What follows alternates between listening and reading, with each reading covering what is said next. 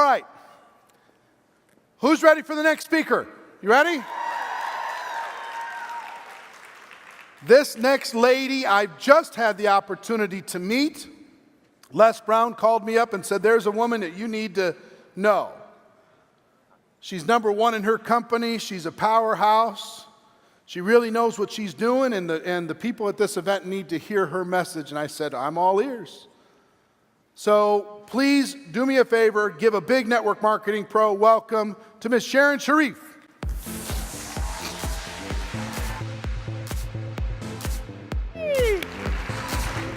Hey! Awesome. Oh my gosh, I'm so excited to be amongst so many powerful women. Oh my gosh, I can't wait to see when you guys are walking out of here on a cloud in the next couple of days, knowing exactly where you're going and knowing how to get that money that you're going to want to keep track of, right?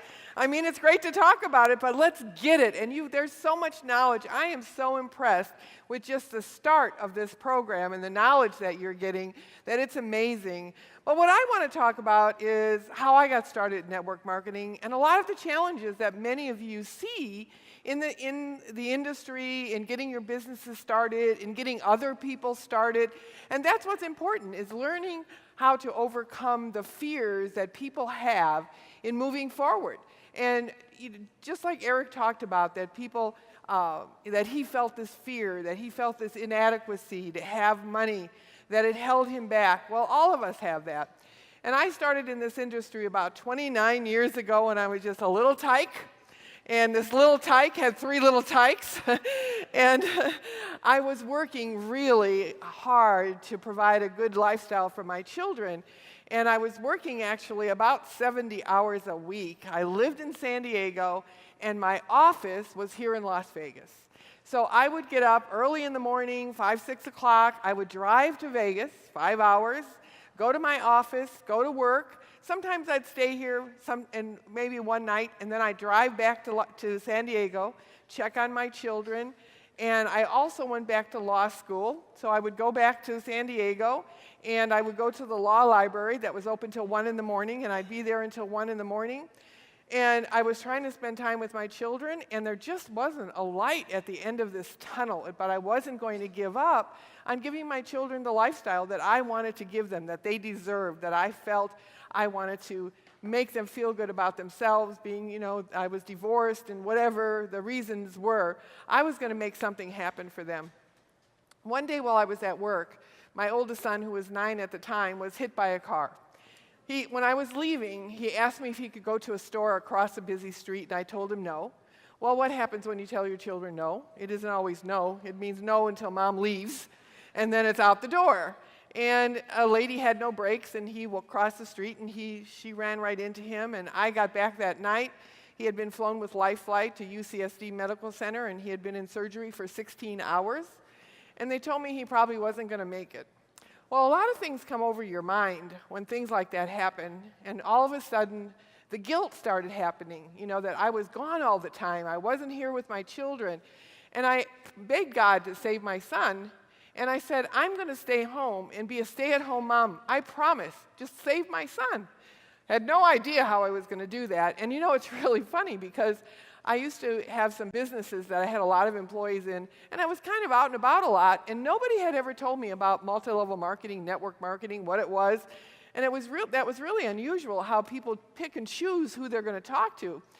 Well, after my son came out of the hospital, after 3 weeks in intensive care and touch and go, he came home, and I had to make this promise come true. I had no idea how I was going to do it.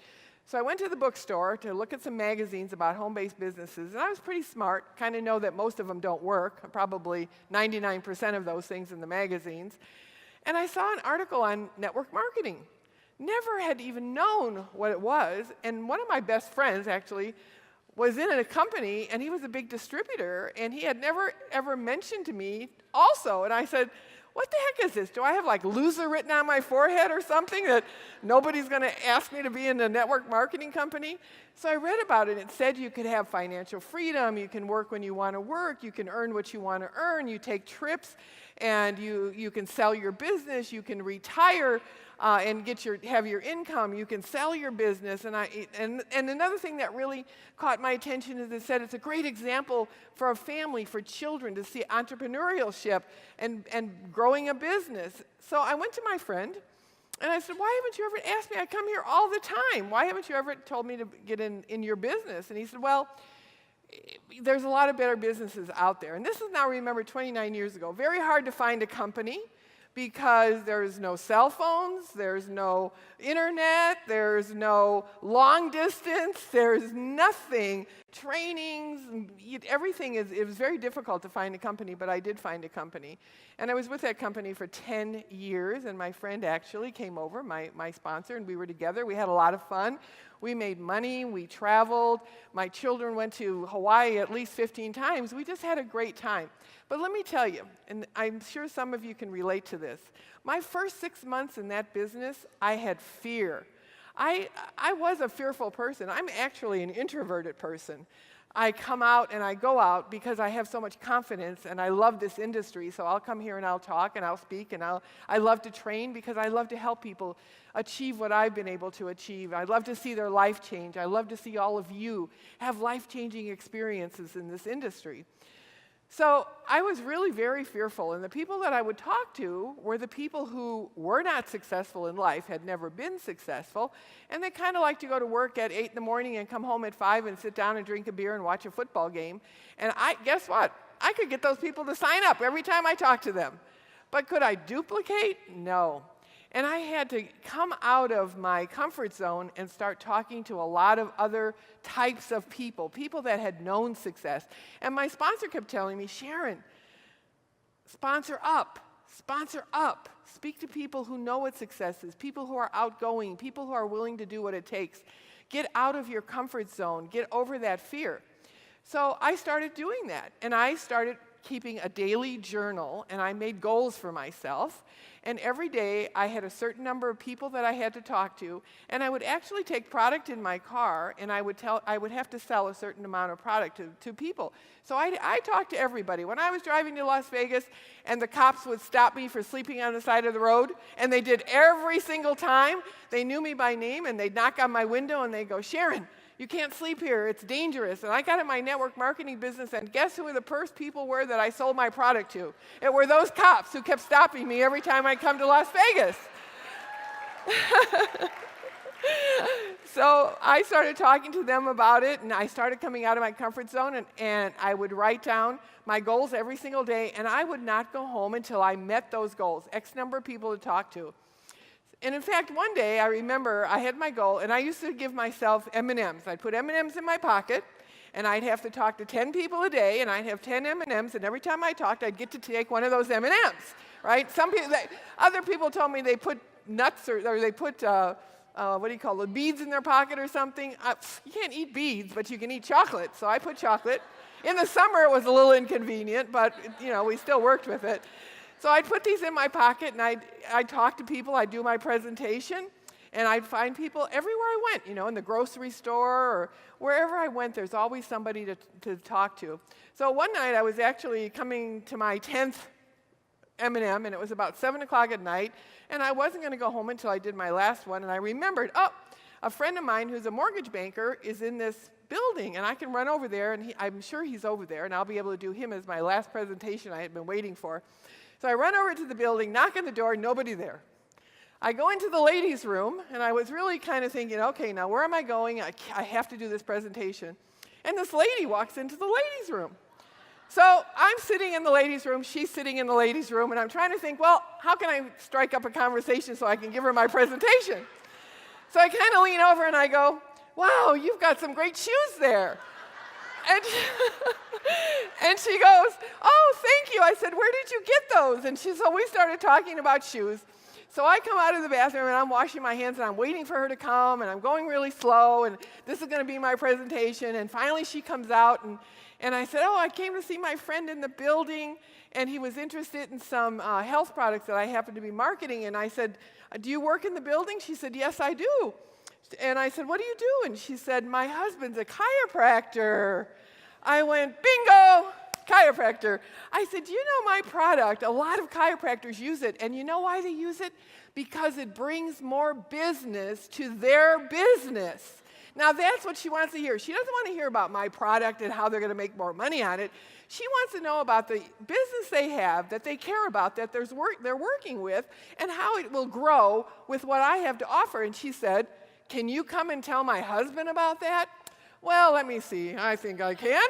Sure. Last M&M. Walk up. Walk up, thank you. Walk up, did my presentation, got a brand new distributor, and I went home. So prospecting is a lot of fun, and you need to make it fun, and you need to get over the fear of prospecting, because people are looking for what you have to offer. But you know what? And not just do you need to get over the fear of prospecting, you need to help your distributors, the people you bring into your organization, get over that fear of prospecting.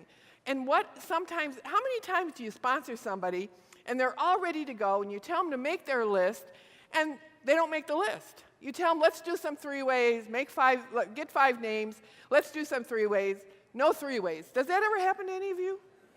Sometimes, huh? Yeah. You know what it is a lot of times? It's their fear of the unknown, because they don't know what you're going to say on that three-way. They don't know how it's going to go. They don't know what their role is, because you haven't role-played with them, possibly, about what that three-way is going to do. So you need to tell them, okay, Mary, this is what we're going to do. You're going to get Janet on the phone. You're going to edify Janet to me and make her feel good about herself, make us an equal. You're going to edify me. And then I'm going to start a conversation, and you're going to be quiet. So now she's really relaxed, because she knows she isn't the one that's going to be doing the talking. So she's kind of subsided a little bit with the fear. So then I'm going to tell you that as I'm continuing to talk to your prospect, I'm going to be edifying you. I'm going to make you look really good as a great sponsor in the company. And I'm going to do everything in the presentation. I'm going to get her to the point where I want her to get involved with us. Then I'm going to turn her over to you just to get her started. So all you're going to be doing is then taking the information. You're not going to ask her, do you want to sign up? You're just going to say, okay, Mary, what's your address? What city is that? What is a zip code? How do you spell your last name? What is your email address? What's your phone number? You just start getting her involved and getting her signed up. And I'm going to tell her that as soon as she gets in the system, we're going to start working with her to build her business after I built a rapport with her. So now she knows she doesn't have the fear of what that three-way is going to be. And also, when you get people involved in your business, knowledge takes away that fear. And that's what I love about these kind of events and what Eric Worre has to offer.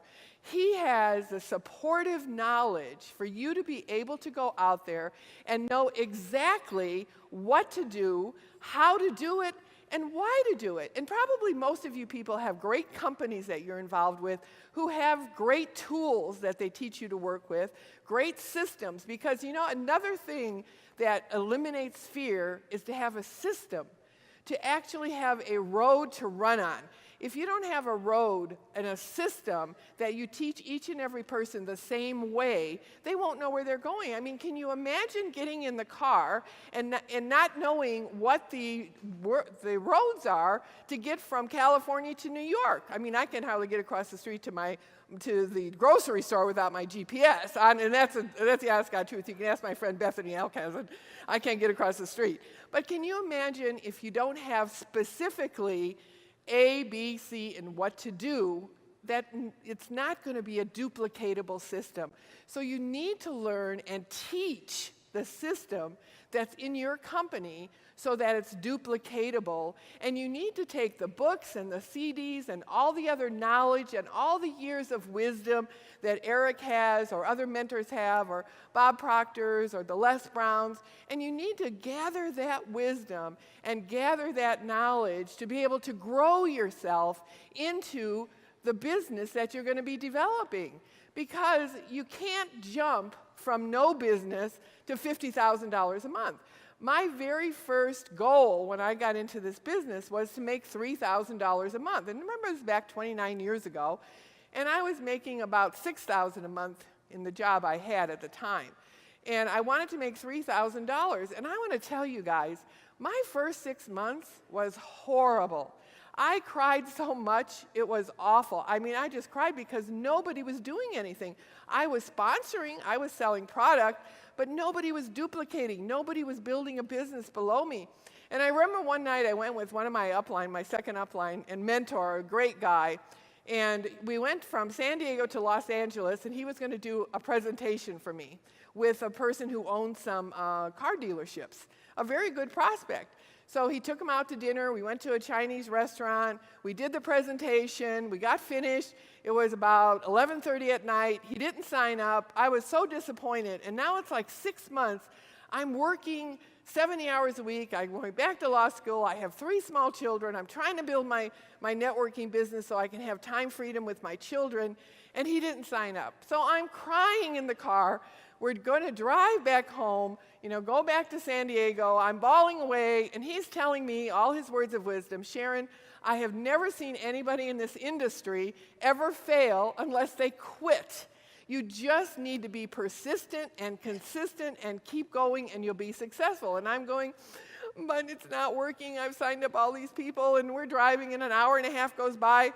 And all of a sudden, I said to him, Ben, when you're going from LA to San Diego, isn't the ocean supposed to be on the right side? Now it's 2 o'clock in the morning, and he goes, yes. I said, well, why is the ocean on the left side? So now we had to turn around and come back, and it's just because I was so upset. And I would have quit this industry so many times because I just didn't think I could make it work. I couldn't see the vision. You guys are so lucky today. You've got all of this at your fingertips, all of this internet, all of these CDs, all of these books, all of these things for training, for support, for materials. When I first got started, actually first 15 years in this business, I had to make my own brochures. I had to make my own CDs. I had to make my own materials because there just wasn't any. You have the success of this industry right at your fingertips. And I applaud each and every one of you dynamic women that you are here this weekend because you want to make big changes in your life, and I give you all an applause for doing this. Anyway, finally, after 6 months of failure and not stopping, my sponsor keeping me going, I remember one time I quit for 3 weeks. I wouldn't answer the phone, I wouldn't answer the door, I didn't want anybody to tell me try it again at all. And finally, my sponsor comes up to the front door and caught me as I was going out. He said, what are you doing? Let's go to a meeting. And you know what? When you go to these kind of things, you get inspired, you get motivated, you get energized. You see what you can do because you see other people doing it. And you say, I can do it just like that. So he took me to a meeting. And when I went to the meeting, I saw people there who were successful, who were just like me. So I would go, I'd start it again. I'd rejuvenate, back with the M&Ms, back with the 10 people a day. And finally, I found this one girl. I actually found her in a gym. And I was in the jacuzzi, and I brought my bathing suit, so I had a towel wrapped around me. And I take my product with me all the time, and I'd put it down in the jacuzzi so somebody would ask me what it is. If I went to the checkout in the hotel, I'd put my product down in the checkout. If I went to dinner, I'd put it down on the table. If I was standing around, I'd have it in my arm. Why? Because people ask you what it is. And guess what? You got somebody to say, it's something that's phenomenal. It's actually a company I started working with. I'm really excited about it. Give me your email, and I'll be glad to send you some information. And they'll all give an email. And then you say, give me your text number. I'm going to text you that I sent you the email, so you'll be watching for it. Don't ever say, give me your phone number. People don't like to give their phone number, but guess what? They'll give their text number in a minute. So ask them for their text number. They don't relate it to the phone number. So just a little tip. So anyway, I'm sitting in the jacuzzi. I don't have my bathing suit, and I'm talking about my product. And the one lady says, I'd like to, and I always had it in my little locker because I wanted to sell product. So one lady says, I'll take some. So I said, okay. Now I don't have my bathing suit. I got this little small towel. I get out, go over there, get the product, sell it to the lady, get back to the jacuzzi. Another lady says, well, I'll take a bottle of that. Back out, no clothes, And I was a little bigger at that time, so the towel was even more worthless. So I get up, a little embarrassed. I open up and I get her another bottle of product. But one of those ladies, one of those women, was kind of an odd type of person. She didn't have a job. She lived in a house in San Diego that didn't have a wall. It had a piece of plastic with her 7-year-old child. And she dated twice a night, and that was her income. So, but, well, we all have different ways, whatever. Anyway, so she didn't have a car, but she said, I want to do this business. And I would drive her around, and so we could meet with people that she knew. And my sponsor would tell me,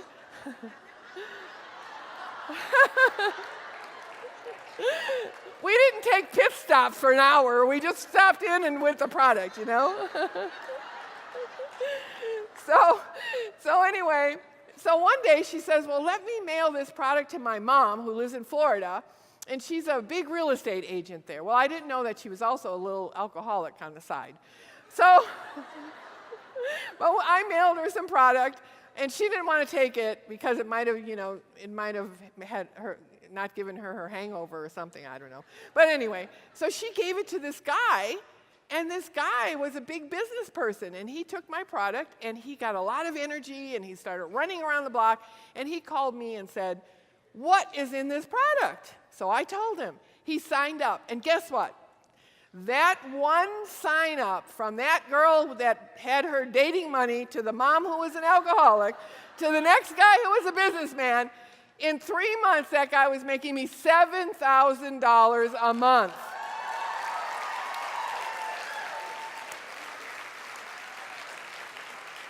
So just kind of another thing is don't discount people, because people know people, and it's not always even the people you know. It's the people they know. And it seems like all the time in my business, the biggest people have been 1 or 2 levels below me, so I never discounted those people. And it was really funny because that girl never did the business, and her mom, who had signed up and given that bottle, but she had actually signed up, she never did the business. And after the first year, because they were cutting my levels down, I called the company. It was time for their renewal, and I said, did they renew? And the guy on the phone, he said, oh my God. I said, what? Did they renew? And he said, no. But if they would have just bought $100 a month in product, their check would have been $60,000. Really? Guys, this is the most fantastic business you can ever think about being in. Eliminate the fear. Get the knowledge. Knowledge eliminates the fear. Give the knowledge to your people that you bring into the business. Be supportive of those people. Pick out the CDs, Eric's books. Get them for your downline and give them to your people. Mail them to them. Do a workshop with them. Go over the chapters with them, because knowledge is power. Believe me. I would spend every minute that I could looking through books and listening to tapes. I'd sit in the library, because back then there was actually some books in the library on multi-level marketing. So I'd sit in the bookstore. So I'd sit in the bookstore and I'd read those. I wouldn't buy them because I didn't have enough money at the moment. But I would sit there and read them, and I would get the knowledge. And I went to every meeting I could go to, and it was so funny because, again, fear. And my sponsor, who I love dearly, would have a weekly meeting, and we had to go to that weekly meeting because we had to support the meeting. Because the meetings that you go to bring people together. And when people come together, they see the bigger picture. If you don't go to the meeting, your people in your organization aren't going to go, and they're not going to see the big picture of this business. They're just going to see their 4 walls trying to build a business. And you have to go because the pack follows the leader. If you're busy, if you're developing, they're going to do what you do, and that's just the laws of nature. So do what you need to do to help them get to those meetings. But I used to remember I had a lot of fear of a lot of things, and getting up on stage was one of my biggest fears. So I would go to the meetings of my best friend and my sponsor every week, and he would pull his best distributors. You know how you do recognition. And he's such a great speaker, and he speaks so methodically that I knew what his next word was going to be. And I knew where the next moment was going to be, that he was going to call me on stage to recognize me, and I would go out to the bathroom. And I'd stand outside the door, and I'd literally, I did this for probably a year. I would stand outside the door, wait until he was past the point where he could call me on stage, and then I'd go back into the room. In fact, we were just laughing about that a few days ago, about how I used to do that all the time. You just walk out the room, and I'd always want to call you. But it was fear. To get up on stage was fear for me. I'd get all of these things that I'd be thinking about. Well, what happens if I have to go to the bathroom when I'm up there? What am I going to do? I'd have all these fears. So get over the fears, because guess what? People aren't waiting for you to say a certain thing. They're not waiting for you to say it in a certain way. They're waiting to hear it from your heart. That's it. Care about people. Care about them. Care about their life. Care about their business. Care about their knowledge. Care about their development. Care about all those things. And that caring shows. It shows through. If you're just in it because you want to get someone sponsored so you make money, that's going to happen. And I'll tell you, one time I was in a meeting, and this fellow brought a doctor to the meeting. And he was in my group, and he was an older guy. He was just a sweetheart. He called me every morning at 7:30, and he'd go, he was an ex-pastor whose son had stolen all of his money. And he'd call me in the morning at 7:30, and he'd go, Sharron, am I a dynamic man? Am I dynamic? And I go, yes, Warren, you're really dynamic. You're just a great guy. He was like 70 years old. I go out and get it done today. So one day he brought a doctor to the meeting. And all of a sudden, in the middle of the meeting, doctor gets over and comes up to me and he says, I'm not going to sponsor under him. I want to get in this business, but I want to get in under you. And I said, oh, I can't do that. He brought you to the meeting. And he said, well, he just told me that he expects me to make him a lot of money. And I'm not getting in this business because of that. So the expectations, people feel that you care. I care about every single person in my organization. I will bend over backwards. I will babysit. I'm always using the babysit word. I'll babysit them because I want to see their success. My joy comes from their joy. Make your joy come from others' joys, and it'll be bountiful for you, and you'll have to be figuring out how to take all that money to the bank. So I thank you all. And I just am so excited for what you're going to have this weekend. Take it all. Get rid of every fear you have. Get rid of your downline fears and make it happen, ladies. Thank you.